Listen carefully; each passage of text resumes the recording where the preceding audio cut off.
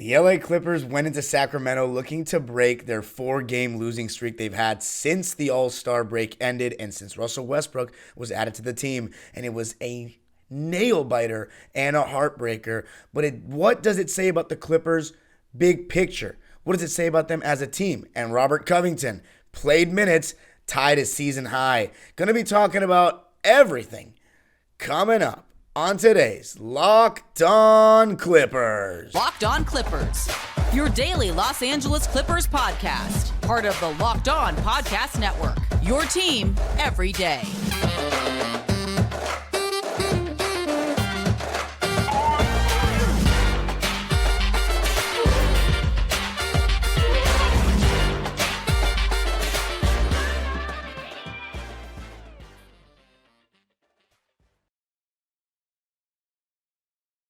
Yes, sir. You are locking in with the Clips. Thank you for making Locked On Clippers the first listen of your day, your team every day. My name is Darian Vaziri. I'm a Clipper fan for 18 years and counting. You can also follow me on Twitter and Instagram at DimeDropperPod or subscribe to my own YouTube channel, Dime Dropper, for more Clipper content. And of course, make sure to subscribe to Locked On Clippers on YouTube. And I got a simple question for you in this one. Last play, the play that cost the Clippers the game, or one of the last plays. Eric Gordon and Russell Westbrook. Who do you blame that play on more? Do you blame it on Eric Gordon more for the pass? You think it was a little too hot, maybe should have held on to the ball? Or do you think Russell Westbrook simply should have caught the ball? Let me know in the pinned comment. And in today's episode, I'm going to be talking to you about the game, how come the Clippers came up short, and what they can do to fix that going forward.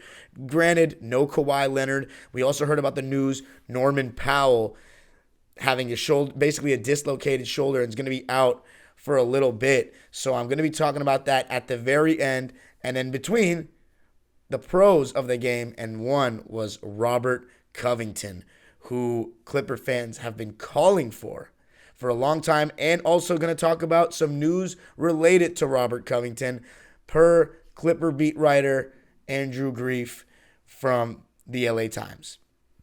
Let's get into the game, though, on Friday night.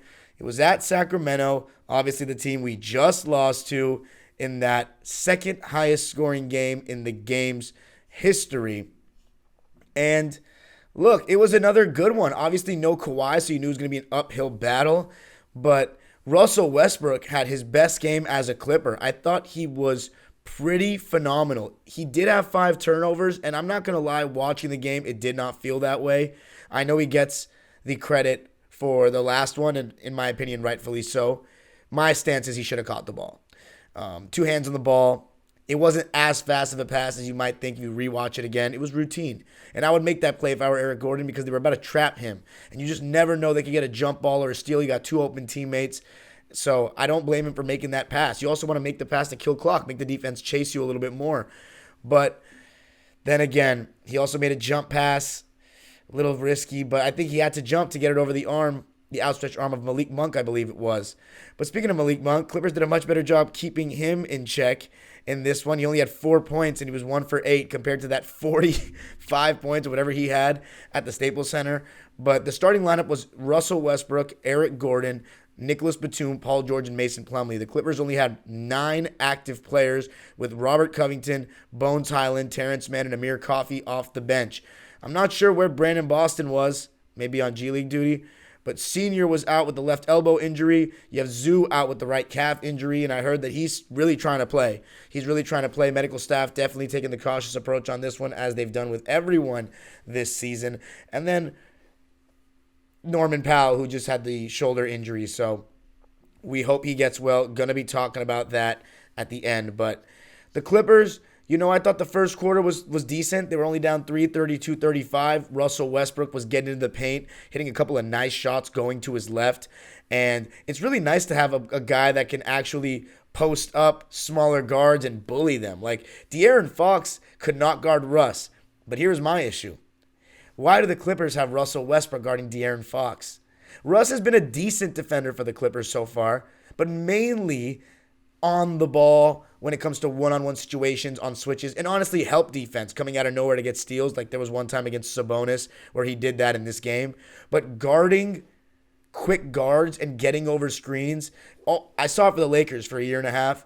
Russ doesn't really fight over screens at all. He stands up, and at times when the big man basically steps up and takes his man, that's when you need the late switch action. So Russ needs to recover on that person's big to at least make the pass tough for them, make them lob it up and use the big size advantage to get the ball over Russ or the guard, whoever it may be. But there was 1 or 2 times where Russ died on the screen and even bothered to get back in the play, and the big man who Plumlee left would get the offensive rebound. So Russ, obviously that's his fault, but in my opinion, Ty Lue, especially when you have Nicholas Batum starting, Russell Westbrook can guard Keegan Murray. Keegan Murray is not going to post up Russ, and even if he tried, I don't think it would end well for him. He's going to shoot threes, and he was hitting his three, especially to start the game. Guy's a really good shooter, and definitely I think will be on the all-rookie first team. But Clippers down by 3 after 1. Paul George only shot 3 shots in the first quarter, made 2 of them. And again, what I liked about Paul George when he did have the ball, more mid-post elbow touches. Mid-post elbow P is much more efficient because he doesn't need to dribble so much, and he's not running a high pick and roll. So it's less chance of him getting a turnover or getting blitzed because he gets very scared. I don't want to say scared, but kind of rattled when he gets blitzed or hedged hard, and that's when he tends to turn the ball over and throw really wayward passes. But I liked his approach, even though he didn't shoot enough.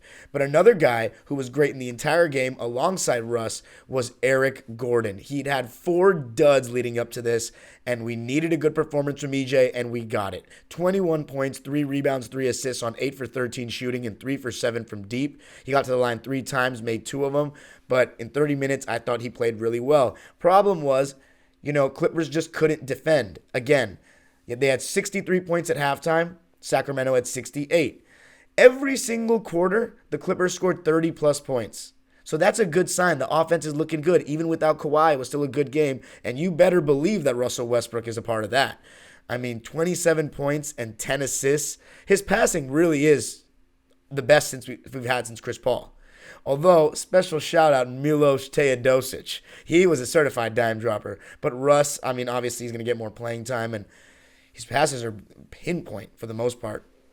And 25 and 10, he was 27 and 10, he was a plus 10. 12 for 16, so Russ also kept it efficient. That's 75%. Wow.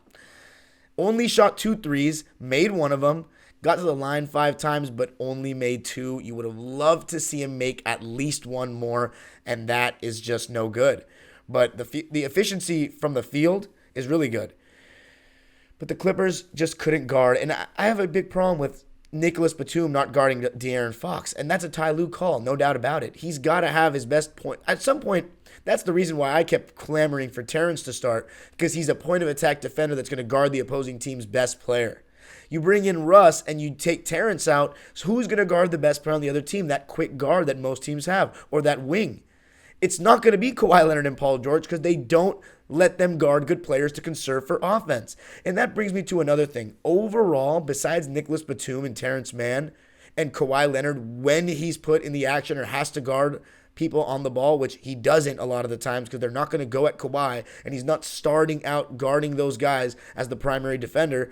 So a lot of times, it's really just Terrence Mann and Nico Batum are the only good defenders at the point of attack that we have.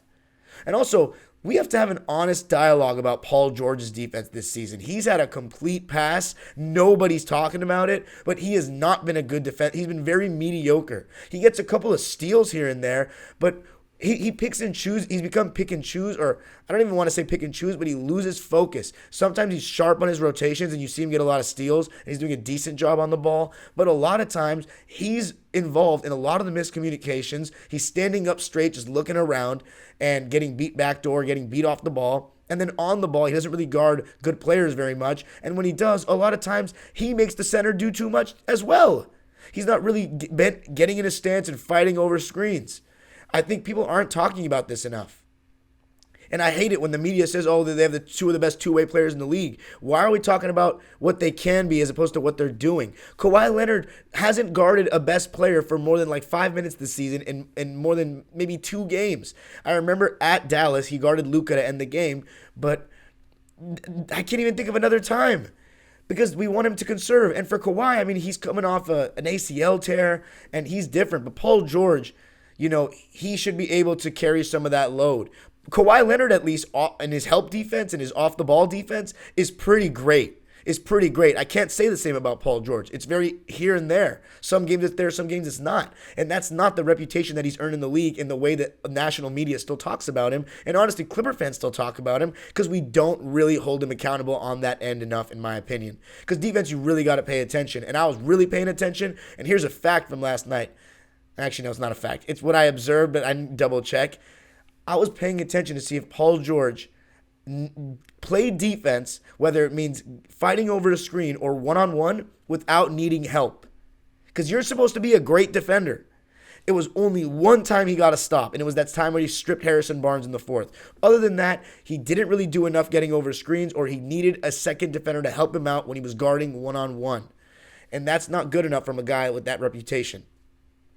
As for everyone else, the Clippers looked like they were going to fall apart, and not fall apart, but they went cold in the beginning of the fourth quarter. Like Bones Highland, he was 1 for 9, and I don't even think he took many bad shots. He had the same right wing wide open three, opened 3 times in the span of 2 minutes, and he didn't make any. Those were absolute killers. And at the end of the third quarter, Mason Plumlee and Amir Coffey each missed 2 free throws. So stuff like that, it will add up if you actually have a chance to win the game. And the Clippers obviously did have a chance to win the game. Paul George started playing really well in the fourth, and so did Russ. They both brought us back in the game. It was amazing to see. And then Russ missed 1 free throw. The Kings, I think, were down by 1 and missed. And that's when the sequence happened where Eric Gordon, it should have been an 8-second violation, by the way. So the Clippers are fortunate they got away with that. But Russ should have caught the ball. And Russ could have moved it on to Nico Batum, or even maybe gone all the way if he had that lane. But he's got to catch the ball. He's Russell Westbrook. No excuses. At times you're going to get passes that aren't going to be very easily caught. And you got to make the play. He was able to get 2 hands on it. Should have caught it. It was a little fast, yeah, but at the end of the day, Eric Gordon's getting pressured by 3 guys. He's probably thinking, oh my God, did I get it across in time? There's a lot going through a player's mind in that high-pressure moment. Russ just needs to catch the freaking ball, and he didn't. And I'm not saying it's Russ's fault the Clippers lost, because then there was a phantom foul on the other end, and then Paul George strolling up the court with 7 seconds left, like he had 15 seconds left, was ridiculous. For a pull-up 3, with the ref just calling a ticky-tack foul, maybe that even wasn't a foul, he may call a makeup foul. Try to get downhill, or get to at least, even if you get inside the arc and you can't get all the way, maybe hit a mid-range. Maybe take an 18-footer, not a contested 3, which, apparently he got fouled on. And then after the game, he said, I'm interested to see the league's last 2-minute report. I mean, come on. Just talking about the officials when it's in a game without Kawhi Leonard, you only shot 16 times. I know he was getting double-teamed, but that's still a little. He's lucky Russ had such a good game and Eric Gordon had such a good game. Let me put it that way. Still finished with 28 points, 7 rebounds, and 8 assists. And he also only turned the ball over 1 time. And that's, again, because he's doing mid-post P, not forcing it. 8 for 16 from the field, but 2 for 8 from 3. So going into that shot, he's 2 for 7.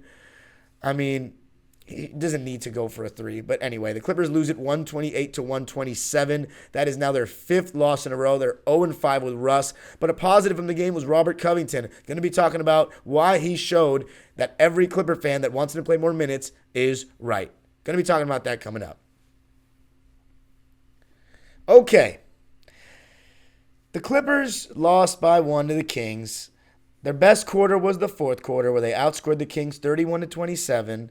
One thing they did so much better in this game, the Clippers, was they only turned the ball over 7 times, and 5 of those were Russell Westbrook. So, Russ is going to have his turnovers. You got to keep it below 5. But one of them, Nico Batum, just stopped cutting, and Mike Fratello and Brian Seaman acknowledged that on the broadcast. So that's not Russ's fault. But those other 4, I don't remember them, but it's still a little too much. You got to do without 1 or 2 of those. 3 turnovers sounds a lot better than 5.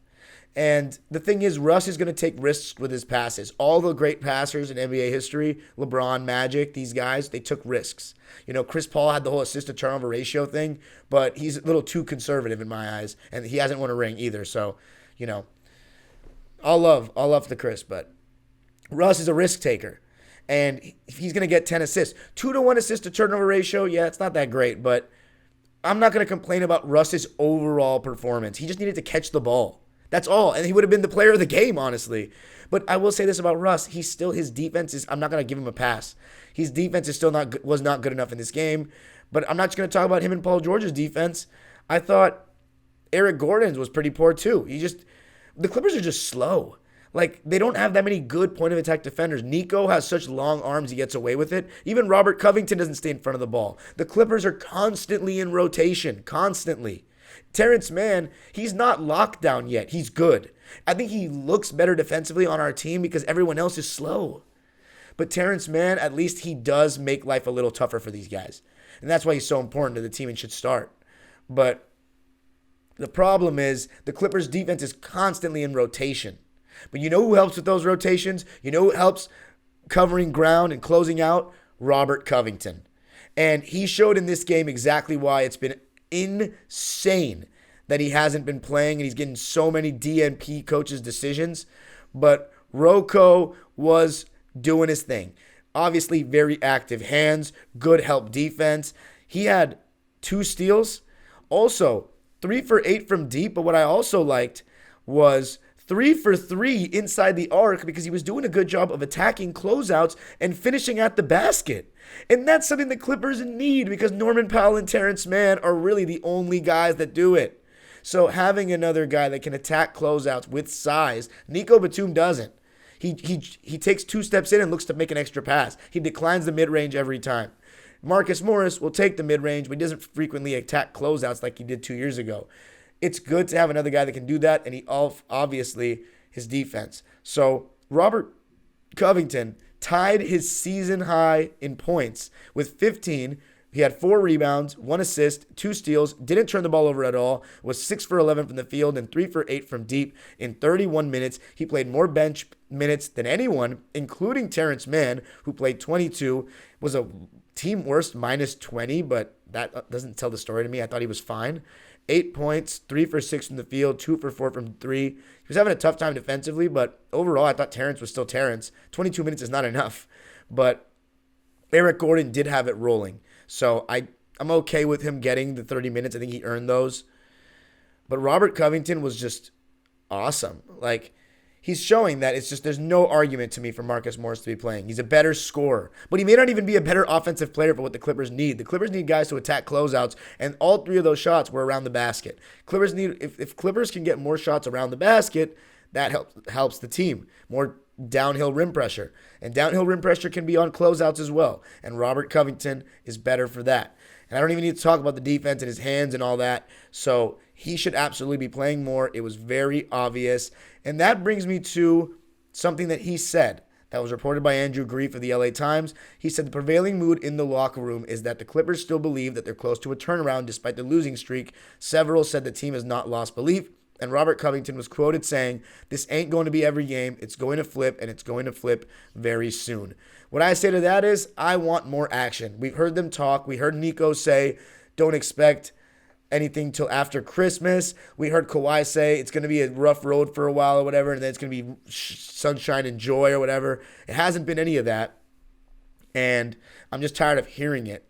So then the article came out today that Ty Lue is rumored to be making a rotational change and trim down the rotations after operating in recent days or just experimenting over the last couple of weeks. And that change is that Marcus Morris is going to get his minutes cut.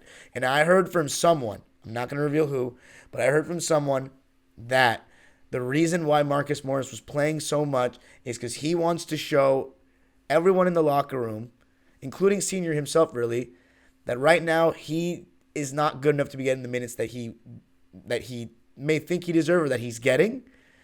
And because the buyout deadline ends on March 1st.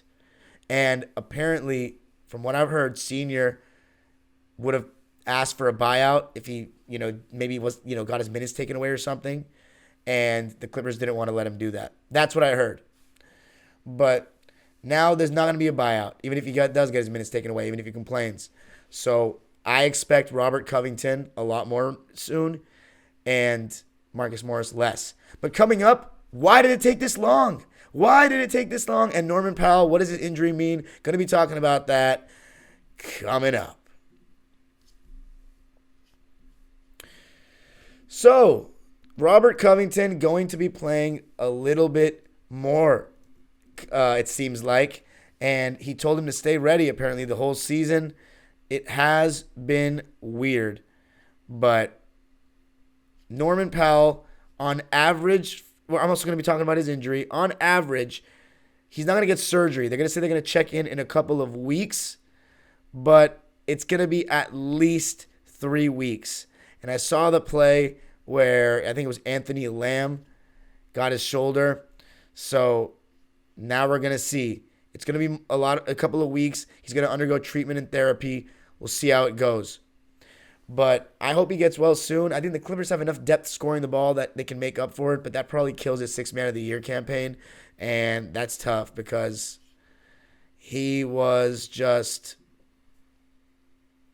playing well. Well, he wasn't actually playing very well the last couple of games, but he's just had such a good season. So going to need a lot more from Eric Gordon, maybe a little more Bones Highland. But with this recent news, I don't even know what to predict with the rotation. To me, Nico Batum should be starting alongside. Honestly, you know what? If Russ wants to keep starting, don't want to shake that up, that's fine. Russ, Paul George, Kawhi, Nico, or Terrence. Probably Terrence. Terrence, Zoo. And the Clippers do miss Zoo, definitely. Even though Plumlee, I thought, had another really good game. Good defense, rebounding, finishing around the basket. 13 points, 8 rebounds, 3 of those offensive rebounds, 5 for 7 from the field. Just making plays and doing what he needs to do. But Robert Covington was awesome. And here's the question. Why did it take so long? Why does Ty Lue need to show everybody to not break the locker room? To me, it comes down to Marcus Morris. I'm not going to make assumptions because I don't know what's going on behind the scenes. I really don't. But if he can't accept a lesser role, just like, remember when Nicholas Batum was starting in the 2021 season and then they subbed him out for Marcus Morris? Patrick Beverley the same, subbed him out for Reggie Jackson. And now this season, Robert Covington's been getting all these DNP coaches' decision. Terrence Mann has had his role changed so many times. They've all dealt with it. But, John Wall, Reggie Jackson, Marcus Morris, allegedly, seem to be tougher, to deal with. And Mook, I don't know if the conversation is he's going to be taken out of the rotation entirely, which he should be. But if it's just to cut his minutes and come off the bench, you got to have a little bit more authority to me. Isn't that what Ty Lue's built? If you're really so close with him, he should be able to get him to buy in. And if he's not, you got to make sacrifices to win championships. And it's going to be shots to your ego. And everybody on this team is, as an NBA player, you've been the best player majority of your life. So it's tough, to accept these kind of things, especially for Marcus Morris, who's never been out of a rotation. But at a championship level, he may have to be when the Clippers have enough guys that do what he does. And it's just very interesting that Ty Lue, tinkering Ty, this goes to show, he's known. They've known. The coaching staff knows that Marcus Morris Sr. hasn't been as good as certain guys. But the fact that Ty Lue needs to beat it to the ground to show everybody before he makes a change, that's an issue to me because regardless of what's going on inside the locker room, we're losing games. We're losing too many games with it. So there's no justification. At the end of the day, Ty Lue should have made this change. It doesn't need to take 66 games to figure that out. It should take about 10 to 20. You can't, and Shaq said it best. I listened to what they said after the game. Shaq said figuring out lineups and that this is not a conversation for game number 65. We got a couple of weeks left. And he's right. And you know why he's right? Because he knows what it takes to win chips. He's not right about everything, but he was right about a lot of things about the Clippers. And he said from the beginning, and we all called him a hater for it, that it's about, you got to show us. We've been hearing about the Clippers for 4 years. They made the conference finals 1 year. We obviously said, well, Kawhi was out last year. You can't count that year against us, and that's facts. But this year, we were all hype. 33-33? Are you kidding me? The 2019 team had a better record than that. And they had a lot of change too. It's insane. And it's just, it's the medical staff, Ty Lue, Paul George, Kawhi Leonard's lack of availability, and all the roster turnover. Norman Powell, it's going to be tough. I really hope we see him again. I think this is an injury that he's going to have to just play through before he can get surgery in the offseason. But right now, the Clippers are in trouble. Not because of Norman Powell's injury. As I said before, I think they'll be able to be okay with it. But they're in trouble because they're now in play-in territory and firmly in it. Firmly in it. This 8th seed in the West, 1 game behind Minnesota. They are now 1.5 behind Dallas and 4 in the loss column behind Phoenix, who just acquired Kevin Durant and have won 2 straight games as a result with him. the Clippers are very likely not going to be getting home court advantage. And that is totally, even with all the injuries, unacceptable. And you just, there's only 2 teams, as I said, that have won every series on the road. Only one in the history of the game has won 4 series on the road, because when Russell did it in 69, his Celtics team had 3 series to play. 95 Rockets, they had to win 4 series on the road. And they were reigning champs. And they just got Clyde Drexler. We got old Russell Westbrook. They got Clyde Drexler, who still had some years in him. Good ones, all-star level. So, I don't think this team is built like that. And you know what? I want to just say this before I sign off. I wasn't even that mad about the game, the loss. Because now I've given up the expectation that we can contend for a championship this year. I have. You don't have to do that. You don't have to do that. And I encourage you to keep believing if that's what makes you feel better. Whatever works for you. But for me, it made the loss not that mad. I got over it after 20 minutes. Because I don't think this team can do it. And we can get mad after the season. But until they're done, I'm just going to think that it's going to be a miracle for them to win. And honestly, that's when the Clippers start playing better. When you lose all expectations and expect absolutely nothing. So that's what I'm going to do.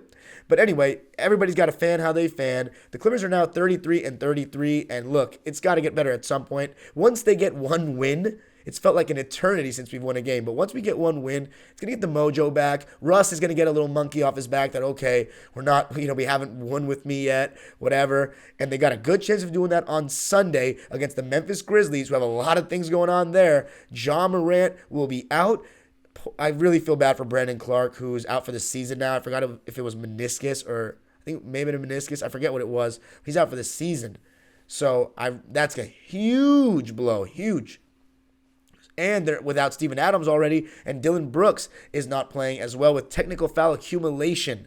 So 3 starters are out. So you're probably going to be getting Tyus Jones, Desmond Bane, Xavier Tillman, Jaren Jackson Jr., and who knows who that 5th starter is going to be. And it's going to be the return of one Luke Kennard. I will be in attendance. Any Clipper fans listening to this that are in attendance or will be, please give Luke Kennard a standing ovation because he deserves it. He was part of the Curse Breaker team. And last year, he had some great games in a season that may have not been fun, but was fun because of guys like Nuke. So let's give him a hand. He deserves it. Welcome back, Luke. Looking forward to seeing you, but looking forward more to the Clippers breaking this streak. I'm Darian Vaziri. You can follow me on Twitter and Instagram at DimeDropperPod and subscribe to my own YouTube channel, Dime Dropper, where I post Clipper vlogs, go live after Clipper games, and talk all things NBA. And, of course, subscribe to Locked On Clippers, turn on that notification bell, and comment whose fault you think that last possession was, Eric Gordon or Russell Westbrook, and comment any other thoughts you have on the team as we head into Sunday looking to break this 5-game losing skid. You already know, the age-old proverb continues. Go Clippers.